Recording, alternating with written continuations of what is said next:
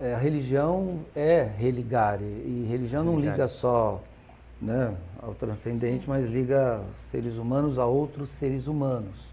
E é por isso que os processos comunicacionais estão tão presentes em todas as experiências religiosas, seja elas quais forem, né? A religião é um processo comunicacional. Até um monge meditando embaixo de uma árvore, ele está num processo comunicacional ali acontecendo, né?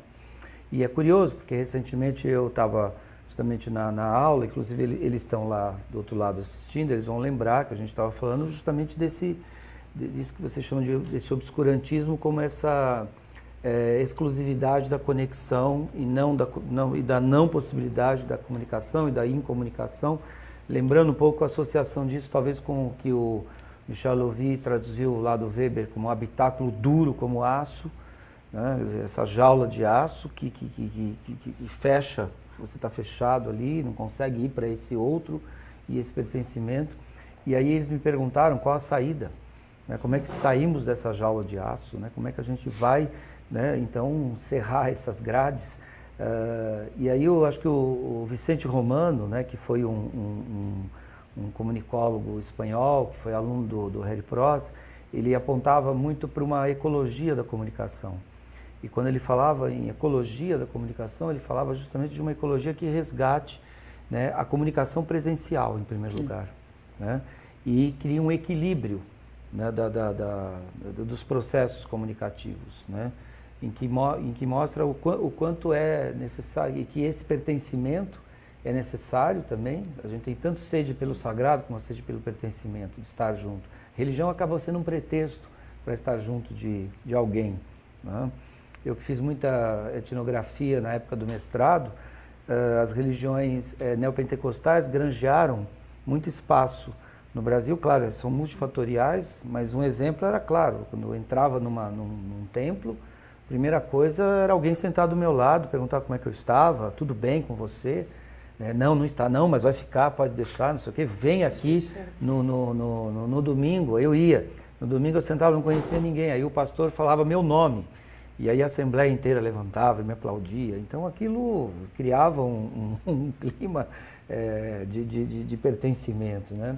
E o Romano fala, né, da ecologia da comunicação como não como uma volta ao passado no sentido de um retorno, mas no sentido de Benjamin, né, no sentido de não um retorno, que é bem o romantismo alemão, não no sentido de voltar ao que éramos antes, porque isso não é possível, mas no sentido de uma reedição, de uma reinvenção deste estar junto. E o que o Benjamin fala? Nós temos que caminhar no sentido inverso, nesse sentido da escavação, né? Eu preciso escavar, trazer de volta aquilo que foi ultrapassado pela história, que foi negado pela história, reinventar isso de alguma forma, né? E no caso aqui eu vejo isso na questão dessa comunicabilidade ou dessa ecologia, você falou, da comunicação, né? Quer dizer, uma coisa é isso, né? Você tem nostalgia de uma certa proximidade presencial, né? Mas nem toda proximidade presencial leva à comunicação. De fato, já desde o começo daquele princípio do diálogo, né? Já do diálogo de Martin Buber, né?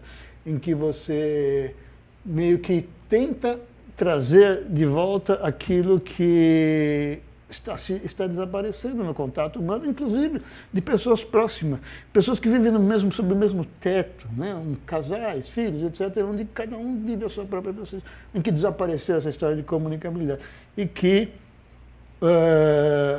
demonstra que não basta estar presente, junto, próximo, né? Presencial, mas tudo tem a ver com que tipo de presencialidade é essa, o que acontece com ele, que tipo de relação se cria aí, né? Se é uma relação mesmo de envolvimento, de crescimento, etc., ou não, né? Que é isso que eu acho que faz falta. Eu acho que a grande solidão, hoje, contemporânea, né? O fato das pessoas se sentirem sós, apesar de estarem em grandes metrópoles, ou com outras pessoas, etc., está muito calcado nisso, né?